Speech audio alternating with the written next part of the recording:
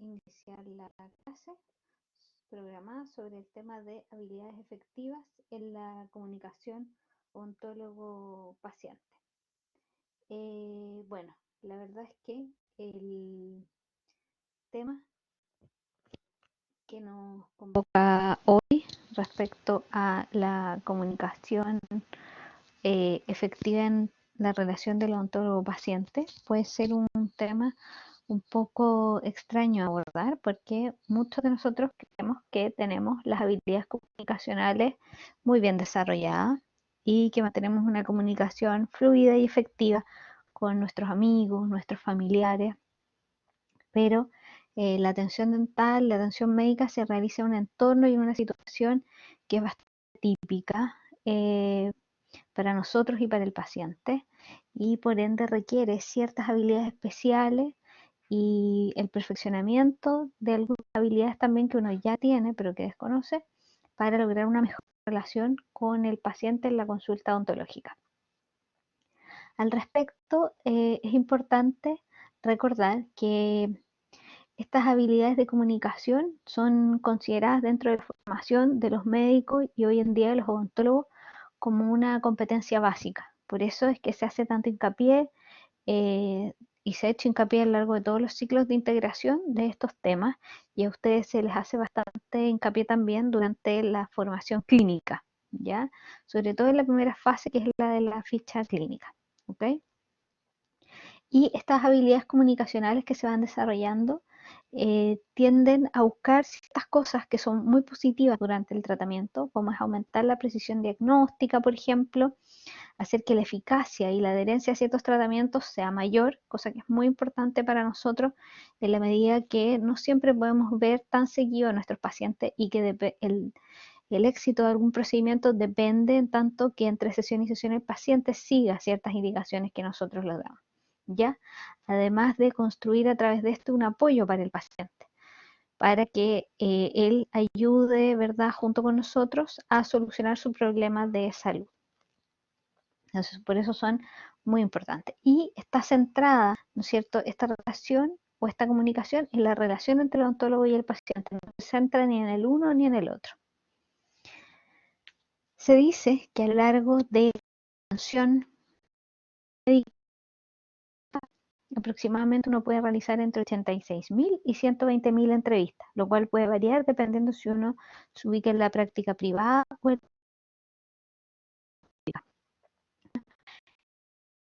su consulta, puede regular más tiempo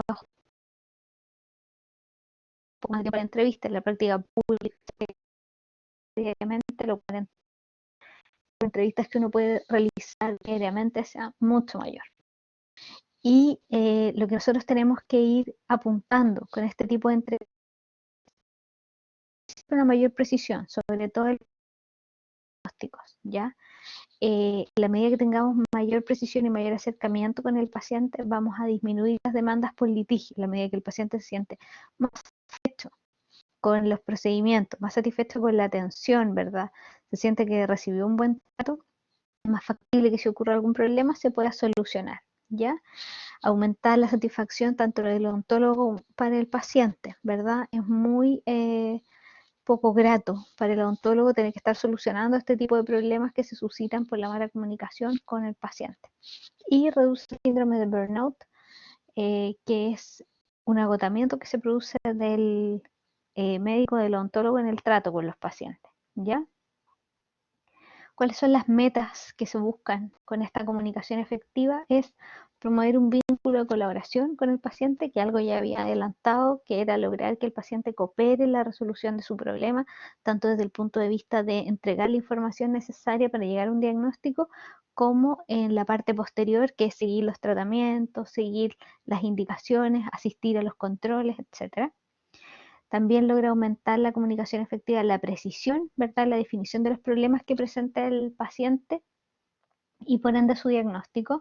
Y es claro que en la medida que nosotros logremos, ¿verdad?, tener mayor precisión diagnóstica, obviamente, como dice el punto siguiente, ¿verdad?, vamos a mejorar, ¿verdad?, el plan de tratamiento y si tenemos una buena relación con el paciente, vamos a lograr que este plan de tratamiento sea aceptado por el paciente en el tiempo que éste dure y que hemos seguramente convenido con él, ¿ya? Además de esto, hay mayor satisfacción del paciente y del odontólogo, ¿verdad? Y mejora los outcomes o logros de la atención, que es un proceso específico durante la atención odontológica, ¿ya? Eh, entonces ya sabemos más o menos cuáles son las metas para lograr esta comunicación efectiva. Dentro de los tipos de comunicación, estaba que antiguamente la relación odontólogo-paciente se centraba básicamente en el médico, a través de que él, con preguntas cerradas y directas, intentaba obtener la información,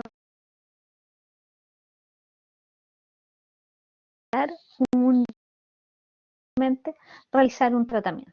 ¿Ya? No había una importancia sobre la opinión del paciente o si el paciente quería hacer preguntas, no era considerado. Todo era muy corto en base a preguntas cerradas.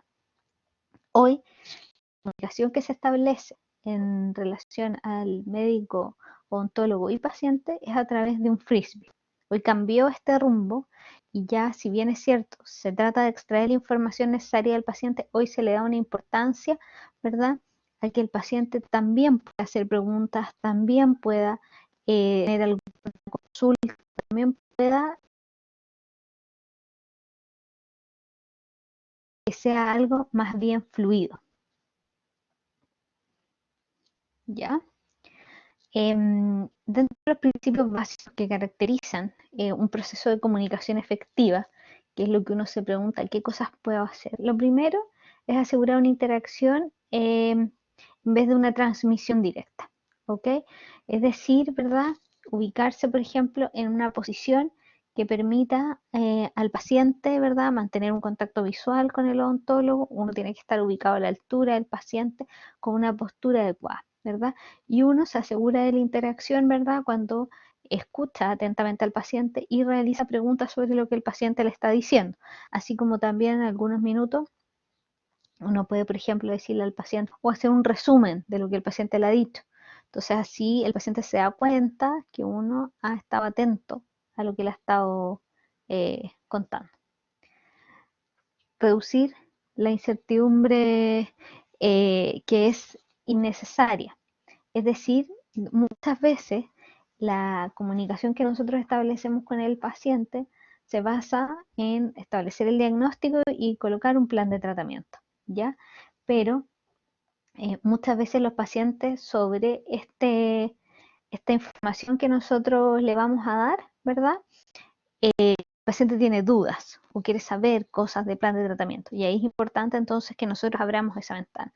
También es importante sobre la entrevista que nosotros le realicemos al paciente, sobre todo en el minuto que estamos analizando el motivo de consulta y la historia del motivo de consulta, que nosotros lleguemos a las expectativas que tiene el paciente, qué es lo que espera que nosotros le entreguemos, cómo espera que nosotros resolvamos eso quizá, en qué tiempo espera él que lo resolvamos, ¿no es cierto? Cosa de poder ir entregándole en la medida que vamos haciendo la ficha y llegamos al diagnóstico algunas certezas al paciente, ¿ya? Sobre si se va a solucionar, cómo se va a solucionar. También hay algunos pacientes que les interesa saber mucho los costos de los tratamientos, que para ellos eso constituye una gran incertidumbre. Y ahí es importante que si uno no maneja esa información, sepa muy claramente quién tiene esa información y a quién puede recurrir el paciente para resolver esa duda o esa incerteza, ¿ya? Lo otro que es importante tiene que ver con los planificación en términos de outcomes o logros requeridos, ¿ya? Eh, en eso quiere decir, por ejemplo, que uno cuando realiza una entrevista tiene ciertas metas, ¿ya? Ciertas cosas que le interesa entender, ¿no es cierto? Como por ejemplo, para nosotros establecer el motivo de consulta, para nosotros establecer la historia del motivo de consulta, ¿no es cierto? Llegar a un diagnóstico y para el paciente será la resolución de su problema, ¿ya? Eh, Lo que ahí es súper importante entender es que llegado a ese punto, cuando nosotros tengamos planificado, nosotros tenemos que hacerle saber al paciente cuando hemos llegado o hemos logrado esos puntos. Así también entender cuál es lo que busca el paciente o qué es lo que quiere lograr en la medida que llega a la atención odontológica. ¿Ya?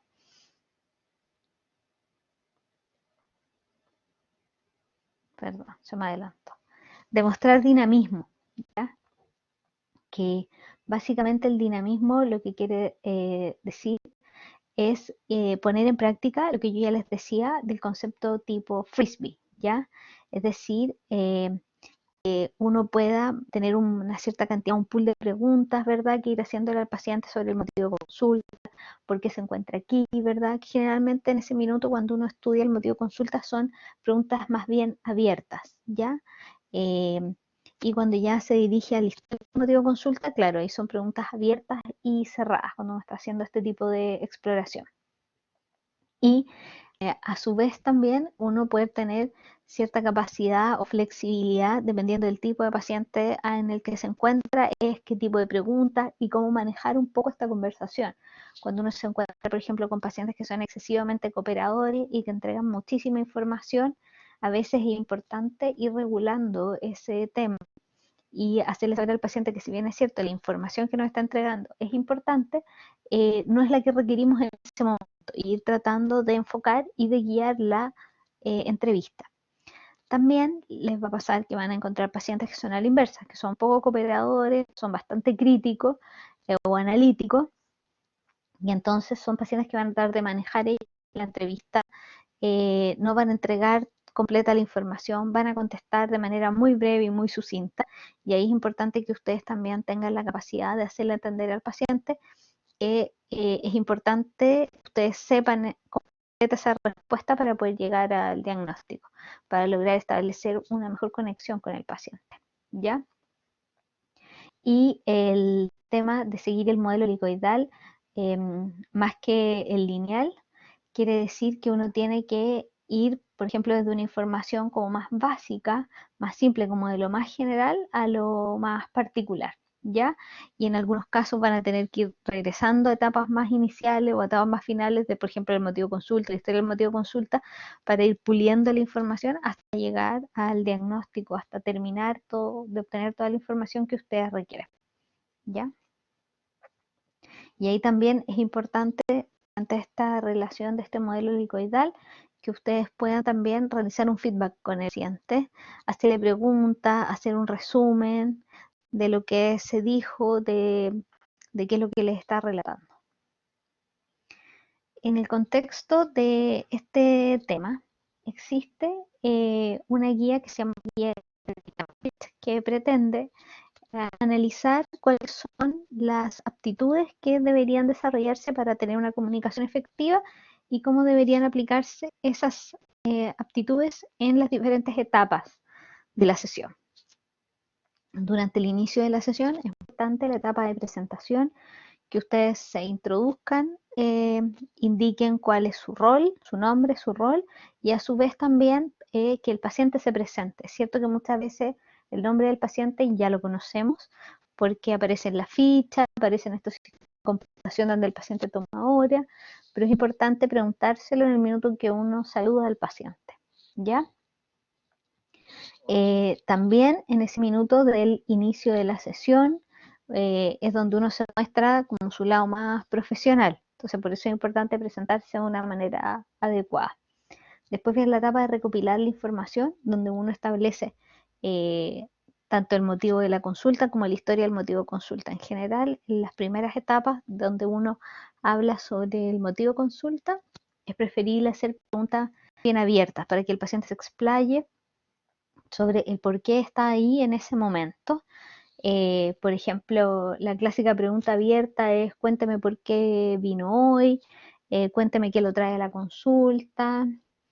Ese tipo de cosas son importantes para dar espacio a que el paciente pueda hablar sobre qué es lo que lo trae. El motivo de la consulta es una parte muy importante de la ficha clínica porque es la que va a marcar el éxito o el fracaso del tratamiento que nosotros hagamos. Si nosotros paciente, ¿verdad? Y el paciente viene, por ejemplo, porque tiene un problema estético. Si uno llega al final de la consulta o llega al final de la atención y logró solucionar eso, el paciente se va a ir feliz y contento. Pero si uno entre medio le hizo un destartraje, le hizo una prótesis removible, pero la parte del frente estético no quedó por el paciente, lo más probable es que el paciente se retire sintiendo que no se le atendió adecuadamente. ¿Ya? Por eso el motivo de consulta, que es por qué el paciente está ahí, es una de las cosas que tiene que quedar resuelta con mayor satisfacción para el paciente. Todo lo demás puede tener una que otro problema o poder irse solucionando en la marcha, pero el motivo de consulta debe quedar 100% resuelto. Y después viene la etapa de la historia del motivo de la consulta, donde en general nosotros preguntamos las características, por ejemplo, de evolución, los medicamentos asociados a esta dolencia o a esta patología que tiene el paciente, que ha podido tomar, cómo ha sido la historia del dolor, ¿verdad? También si tiene alguna sintomatología clínica o algún signo clínico asociado, etcétera, ¿ya? Y ahí en general se realiza en base a preguntas abiertas y cerradas, como por ejemplo, ¿ha tomado algún medicamento? Si no, de ahí a continuación una pregunta abierta. ¿Qué medicamento? ¿Hace cuánto? Cuente. Y ahí para que el paciente se explaye. Después, también en cuanto al dolor. ¿Ha sentido dolor? Sí, no, intensidad. Y ahí usamos la que ustedes conocen, la escala análoga visual del dolor, ¿verdad? O tratamos de catalogar el dolor para que el paciente nos vaya contando. Y así sucesivamente con las distintas informaciones que nosotros querramos obtener. Siempre guiando la información a que el paciente nos cuente lo que a nosotros nos sirve para llegar a un diagnóstico o bien una hipótesis diagnóstica. De ahí viene el examen físico, que puede ser extraoral e intraoral, y ahí es súper importante que en la medida que nosotros vamos a realizar este tipo de examen físico, como supone una intromisión al paciente, es importante que previo a hacerlo, nosotros le expliquemos al paciente lo que vamos a realizar. Entonces hacemos una pausa luego de esa parte inicial de la ficha clínica y le explicamos al paciente que posteriormente vamos a realizar un examen intraoral, vamos a visualizar la zona donde él tiene molestia para que él sepa qué es lo que vamos a hacer. Lo mismo si vamos a hacer una exploración extraoral, también explicar al paciente, voy a tocar la piel, la zona que le molesta, ver dónde tiene dolor, si tiene algún aumento de volumen. Al final ya vendría la explicación y planificación, que es cuando ya nosotros llegamos a un diagnóstico o algunas veces a una hipótesis diagnóstica, nosotros tenemos que explicarle esa hipótesis y ese diagnóstico al paciente para que él sepa lo que tiene. Y después le explicaremos cuáles son los pasos a seguir, la planificación. Y ahí es muy importante que el paciente tenga claro en cuántas sesiones se va a resolver su problema, cuáles son los tiempos y qué se va a hacer en cada sesión, para que él sepa al cabo de cuánto tiempo el motivo de consulta va a quedar solucionado. Y ahí también es importante en esta etapa que el paciente pueda participar de el plan de tratamiento, es decir, si él está de acuerdo o no, ¿verdad? Puede no estar de acuerdo, entonces nosotros tenemos que explicar, ver si existe alguna posibilidad de hacer alguna modificación para acomodarlo a su expectativa o si no es posible, explicarle al paciente por qué no es posible realizar esta acomodación del plan de tratamiento a su expectativa, ¿ya? Y también dejar abierto este minuto para que el paciente pueda hacer consulta. Nosotros podemos estimular esto lanzando frases como tiene alguna duda, quiere hacer alguna pregunta, le queda alguna consulta del tema, para que él se sienta en la tranquilidad de poder hacer todas las consultas que él quiera. Y en el cierre de la sesión también es importante realizar un resumen de lo que se habló, tanto del diagnóstico como el plan de tratamiento y cuáles son las indicaciones posteriores. ¿Ok? También en esta parte el paciente puede realizar algunas consultas finales. Entonces, la idea es proporcionar una estructura a la consulta a partir, como yo decía, desde el inicio, donde nosotros realizamos el saludo al paciente, anotamos en la ficha la identificación personal del paciente, ¿verdad? Sus datos personales, que son sumamente importantes. Vamos recopilando la información del motivo de consulta, de la historia del motivo de consulta, ¿verdad? Y su anamnesis remota personal y familiar. Realizamos examen físico hasta que por fin llegamos a un diagnóstico. Entonces todo eso tiene una estructura.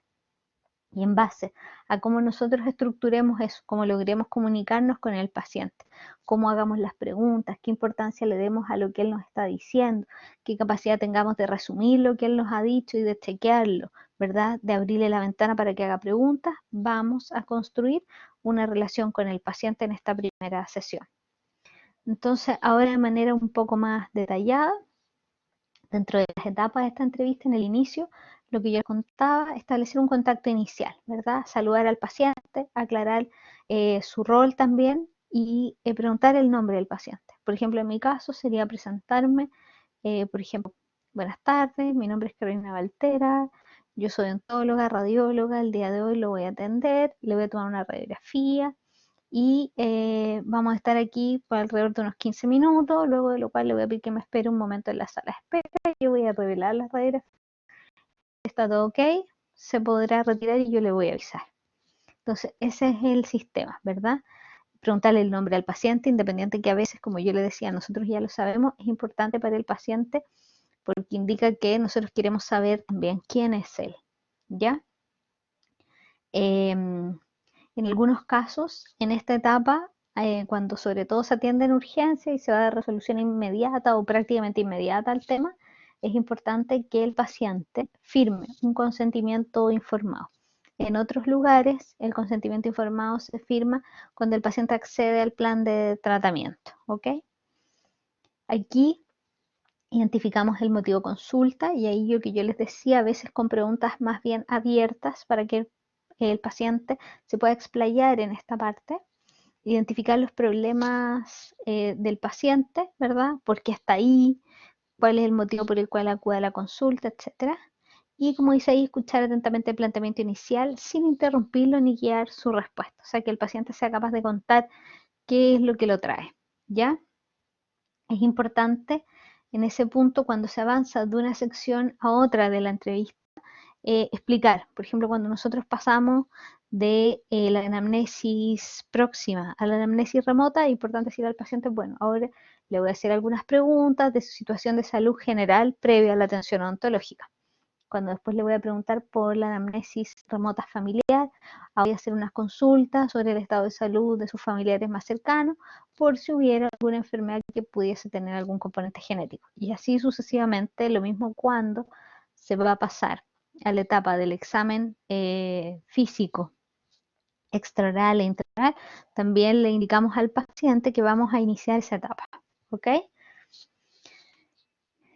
Ahí es importante también lo que yo les comentaba, demostrar con este comportamiento no verbal, ¿verdad? Que estamos atentos al paciente, mantener un contacto visual, ¿verdad? Estar mirando al paciente cuando nos habla, no estar anotando, no estar mirando el celular, no estar pendiente de lo que está haciendo alguien en el otro box o detrás de nosotros, ¿verdad? Tener una postura adecuada, ¿verdad? Estar sentado de manera derecha en la silla y a una altura que sea la misma altura de la cara del paciente, ¿verdad? Que no estemos mirándolo ni hacia abajo ni hacia arriba, porque eso entorpece la comunicación, ¿ok?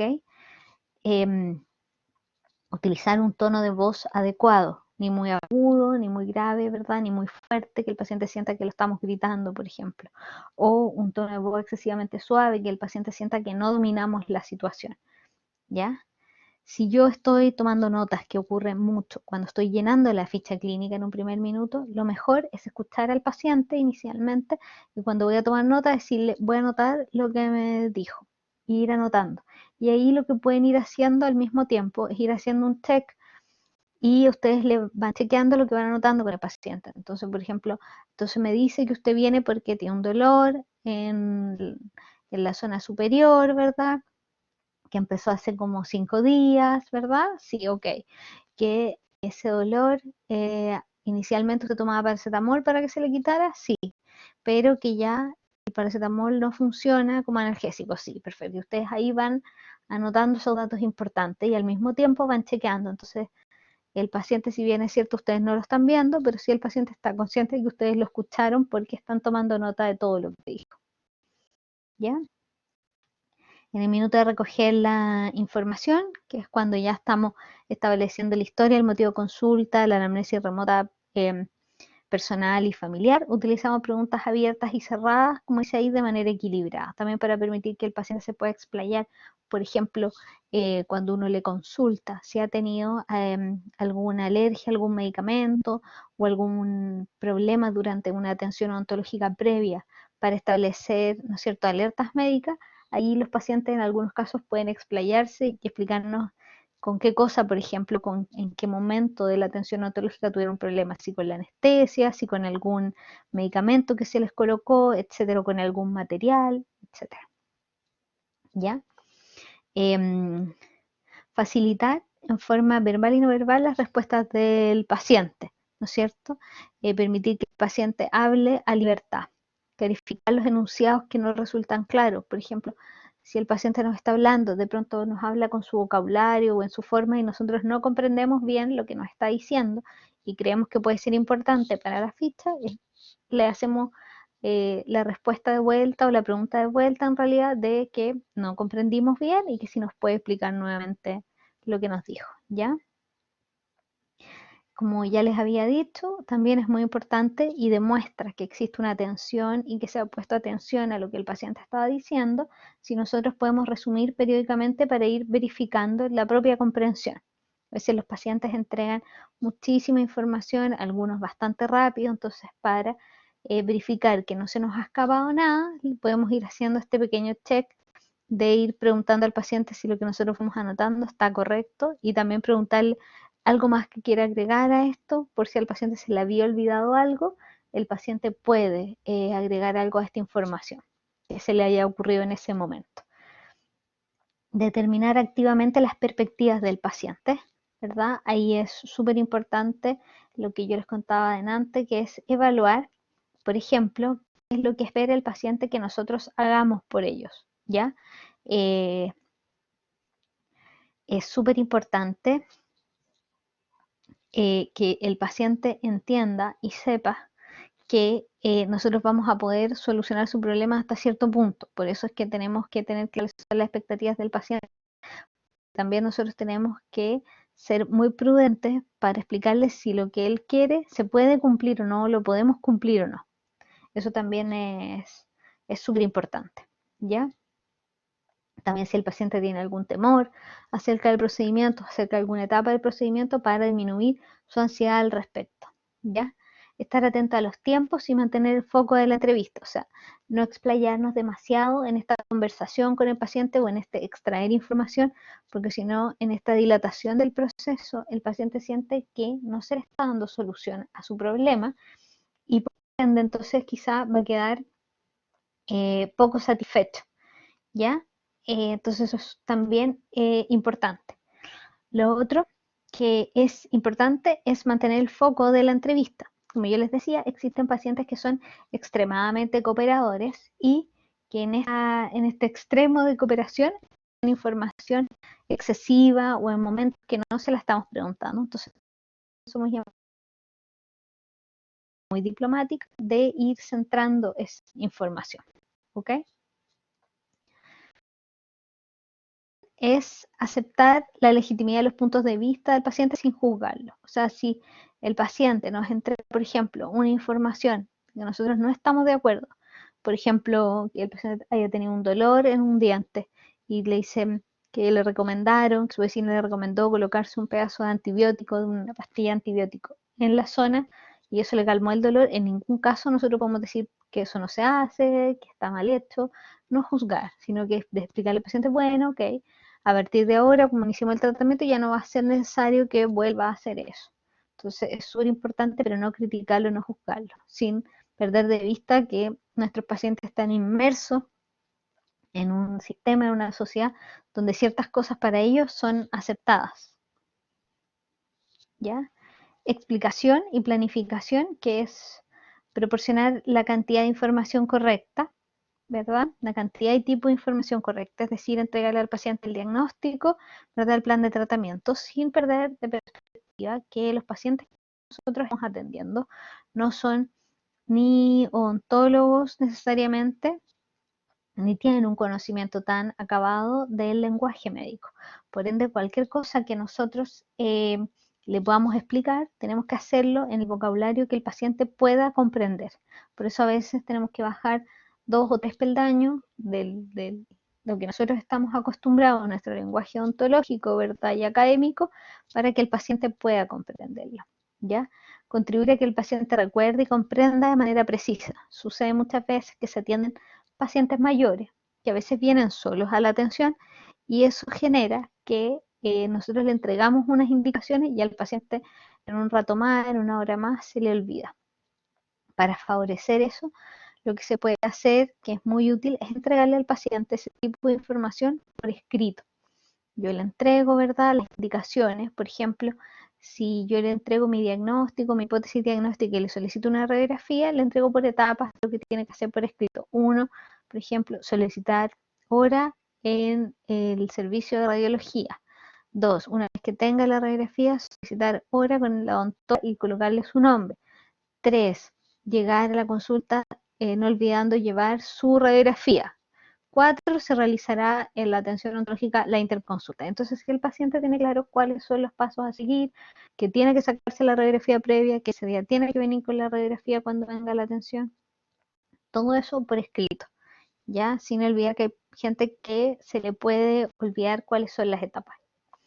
Estimular al paciente a formular preguntas, lo que yo les decía, en la eh, parte de la explicación y la planificación, cuando nosotros le entregamos al paciente qué es lo que vamos a hacer, cuáles son las etapas en las que lo vamos a realizar.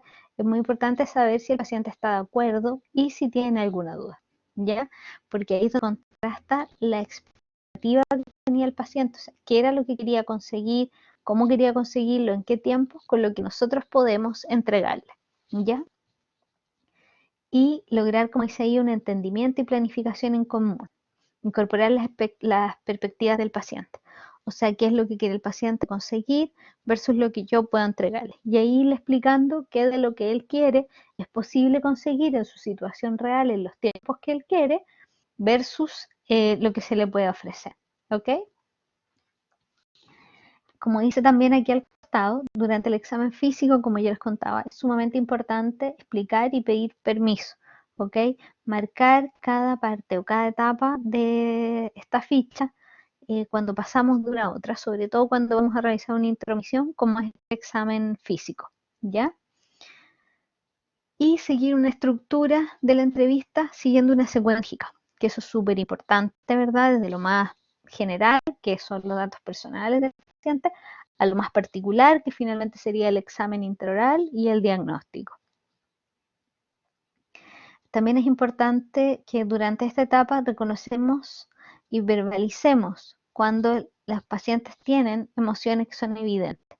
Hay muchos pacientes cuyo problema les afecta en su vida diaria, en su trabajo, etcétera, y para ellos su situación resulta sumamente agobiante a veces y desgastante psicológicamente. Entonces, si el paciente en algún minuto de relatarnos su situación expresa alguna de estas emociones, miedo, frustración, pena, nosotros tenemos que hacernos cargo de eso, saber o saberla reconocer y verbalizar al paciente que reconocemos esa emoción en él, ¿ya?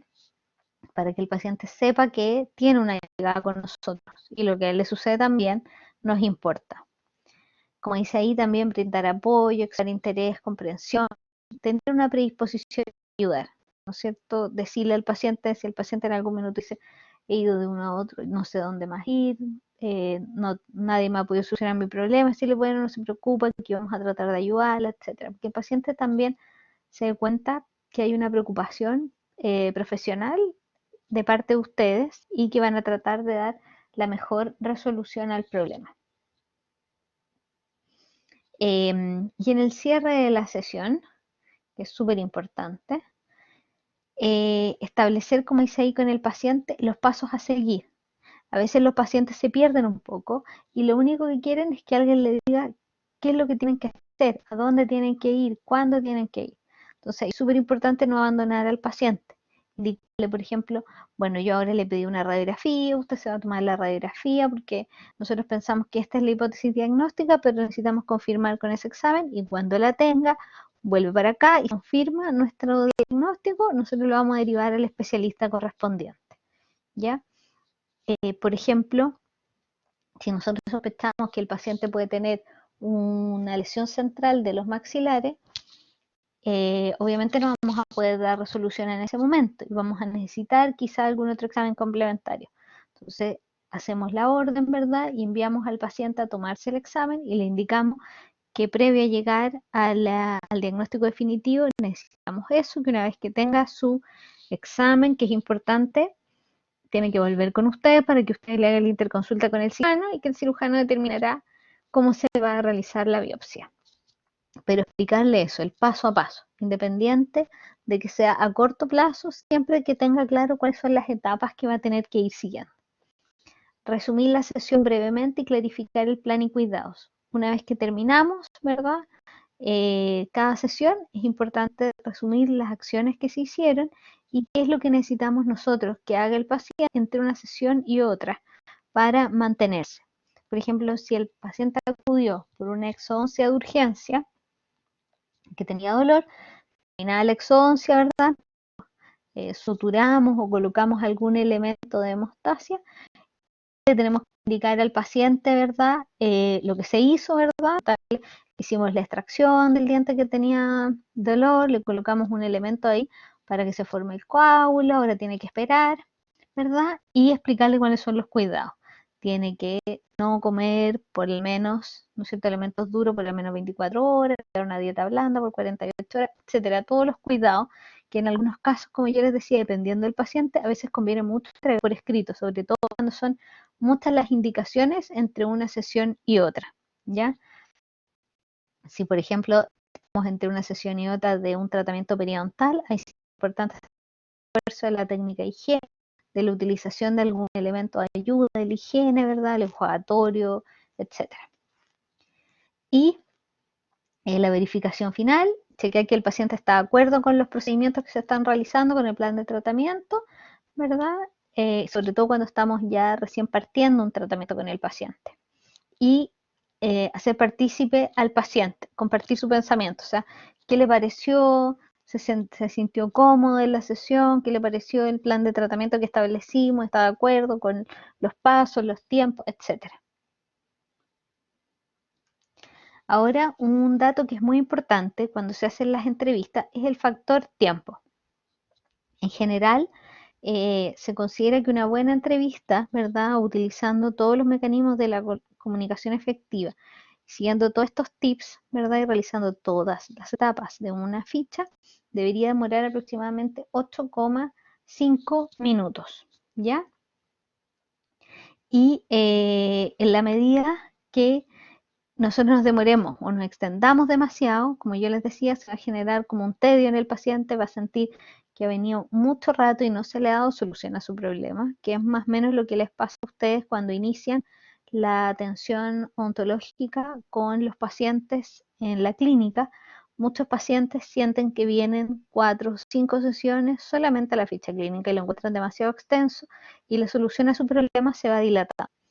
También, por el contrario, si el tiempo en el que nosotros hacemos la ficha clínica es muy breve, el paciente puede sentir que no le hemos dado importancia a lo que lo problema, ¿verdad? Cuáles son las situaciones que lo están acomplejando o problemando, o no le hemos dado importancia a su dolor, que puede ser bastante intenso. Y por ende, es importante entonces tomarse el tiempo adecuado. También, si es una ficha muy corta, podemos correr el riesgo de no lograr captar toda la información que puede ser relevante para llegar al diagnóstico. Podemos tener un diagnóstico equivocado. ¿Ok?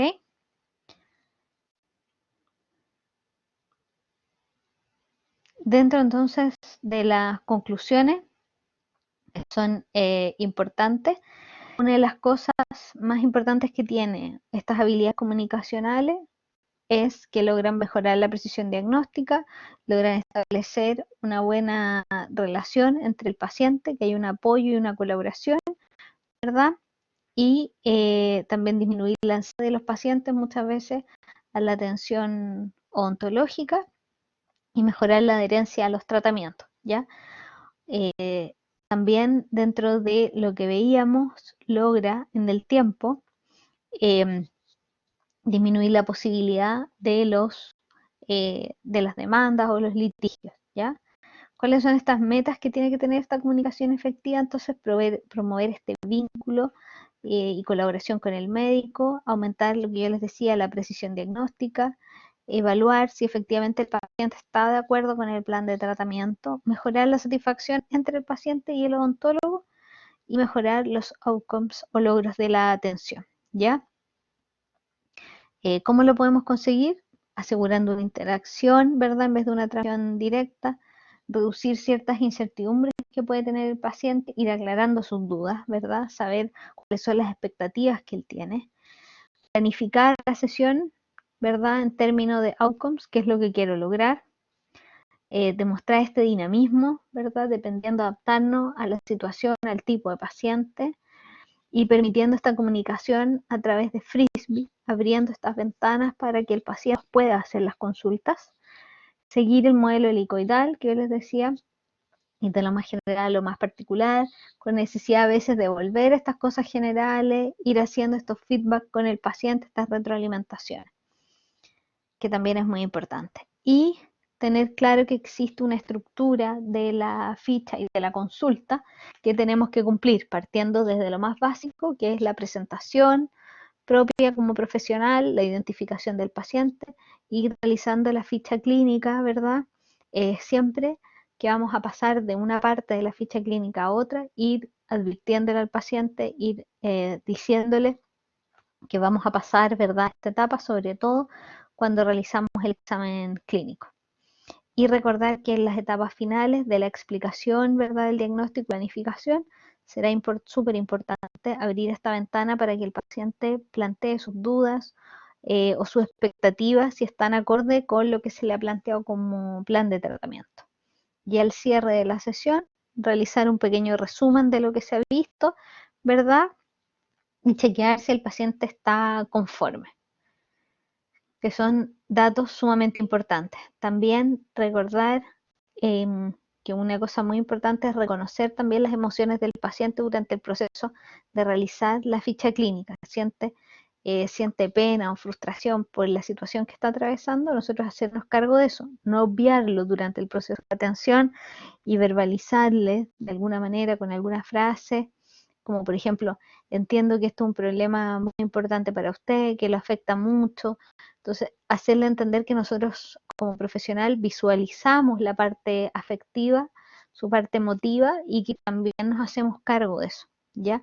No obviarlo porque la gente se siente muy mal si ella expresa una emoción y nosotros hacemos como si no nos importara, ¿ok? Pues lo que les quería contar por hoy. Queda pendiente la actividad grupal para una sesión posterior.